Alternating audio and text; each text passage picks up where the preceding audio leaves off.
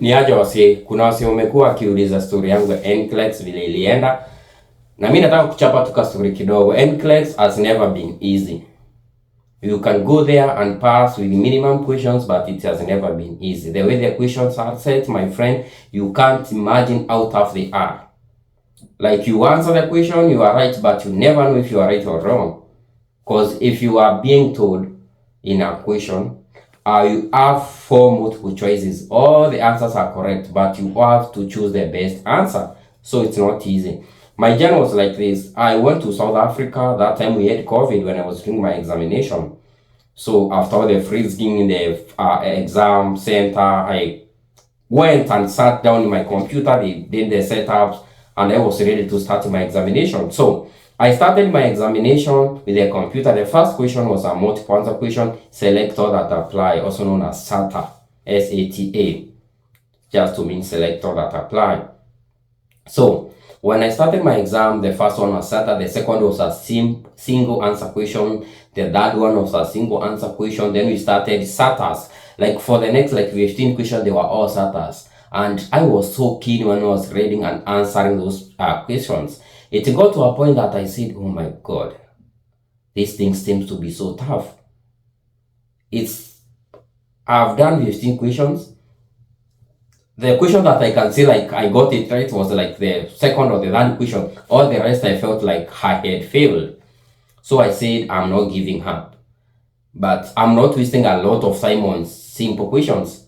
Because when I waste a lot of time and then I have to push up to 125 questions, that time the computer would shut up at a minimum of 75 questions and maximum of 125 questions. And the whole exam was to take 4 hours. So I estimated the time that I used to do 15 questions, and I said, if this computer wants to push me up to 125 questions, then I have no luck. I must be a bit fast when answering these questions.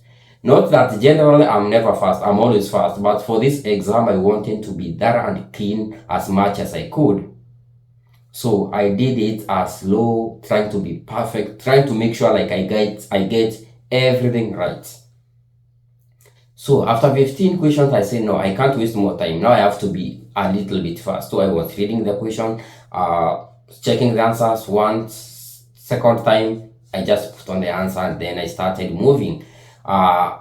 Because this exam is 4 hours, at 2 hours, we were allowed to go for a break. And to go for a break, it's not you decide that I'm going to the break. It's the computer. After 2 hours, they bring, do you want to proceed to a break? You say yes.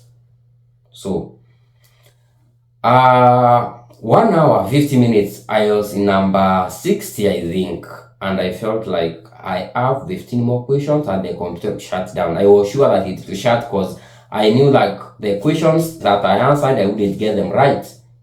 So hence to slow down the answering question. So by 2 hours I was in question, I think 68. 2 hours I went for break. I always pray. I was praying, God, why am I feeling like this? Am I going to fail this exam?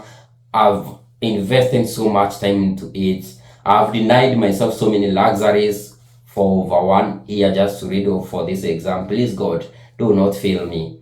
So I went, I took some juice that I carried, and then I came back. I was in question 68, so I did 69, 70, 71, 72, 73, 74, 75, shut down. Oh my God. That was the worst moment I have ever felt in that new country. I felt like, oh God, I have failed this exam at 75 despite all the efforts that I've put to make sure I pass my examination.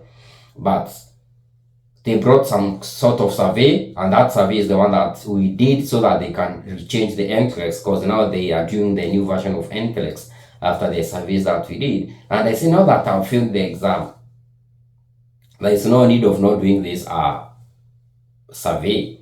Let me try to do this survey so that they can have mercy on me and make me pass the exam. So I did the survey. I thought like it would take 10 minutes, but it took more than 40 minutes, but I did it. I finished it. And I got off the room. I was shaking. I knew I had failed the exam.